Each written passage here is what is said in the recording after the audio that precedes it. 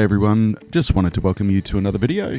Just wanted to show you very quickly today the process and workflow that I go through to stitch a vertical panorama using Lightroom. So a little bit different process to what I normally use for stitching panoramas, and it's just because of a few issues that I've run into, particularly with stitching vertical images. These images, or this image, were created by a DJI Phantom 4 Advanced drone. So they were all shot in DNG, so in RAW, and as with all of my photography, they were shot completely manually, so manually selecting the aperture, ISO and shutter speed. The reason that that's particularly important, I find, A, because you have complete control over the results that you get, but also with stitching panoramas, when all of your brightness and exposure and focus settings are locked off, it means that the stitching from one image to the next is completely seamless, because there's no change in white balance or any of the other variables that you could normally get with an image. So yeah, that's the reason that I go with that workflow and process. You can, of course, use other methods like locking exposure and that sort of thing. It's just the process that I've become accustomed to. I shot completely manually with photography from virtually my third roll of film, and just felt comfortable with that process from the word go. And it's just now the way that my, I guess, brain works and sees images. So that I just find a really effective way to go. So this image was photographed on the Gold Coast, and it was over the Broadwater, which is on the northern, or towards the northern end of the Gold Coast. I've just selected the 6 images in Lightroom, which you can see there, and I'm just going to import those 6 images and get the process started. Now you can see, looking from left to right, that the images start with the camera facing directly down, and then the camera slowly was rotated upwards to be able to get the full view looking south towards Surfers Paradise on the Gold Coast. So the first thing I'm going to talk about is just an issue that I found with stitching panoramas in Lightroom. What I found is when you have a vertical panorama, it just doesn't seem to be able to stitch the images together effectively, almost as if the way that Lightroom has developed for stitching panoramas, it only allows for horizontal panoramas and not vertical. So I find that you get all kinds of crazy results where they just don't line up, and it's not really able to determine where the common control points within the images are. So what I've done is, if we go to the develop module, so I find that with all of those images, if I rotate them into a vertical image and then stitch them as if they are a horizontal, I find that the stitching comes together virtually seamlessly. And then once I'm happy with everything, I rotate it back to a vertical. So the first step is to rotate all the images either clockwise or counterclockwise.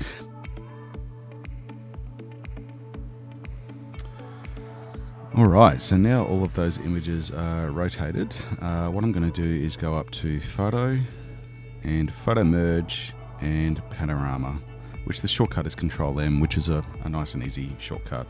So I'll just click on that panorama. The thing I like about Lightroom is that it's really easy to create a new digital negative file out of that panorama, which means once everything is stitched together and lined up, you've got all the added benefits of being able to I guess work on a completed image that still has the flexibility of being a DNG or a RAW image, which is really helpful, particularly if you're working on a difficult image in terms of exposure and brightness. Obviously with this image it's quite straightforward. I mean, it's shot in the middle of the day, the weather's great, there's no real high difficulty in terms of editing this image together, because it's obviously the exposure was shot correctly, and we're all good. So you can see that's stitched together really well. It's had no issues at all. I usually just play around with the boundary warp just a little bit to maximize the usable image that I have as a final piece. You just want to be careful because any warping or movement of pixels within an image, even if it's a raw, I find sometimes, now not every time, it's not with every image, but sometimes it can cause the image to soften just a little bit, so I don't go overboard. This image obviously stitched together pretty seamlessly. The drone was in the one position the whole time. It wasn't a very windy day, so it wasn't moving around very much. So there's not a lot of need for it to be really pushed, I guess, in a big way. So yeah, it came together well, and not needing to use that tool too much. So I'll just hit merge, and it will then create a new image. If you just have a look at down in the very bottom with all those thumbnails, it's just still creating that panorama.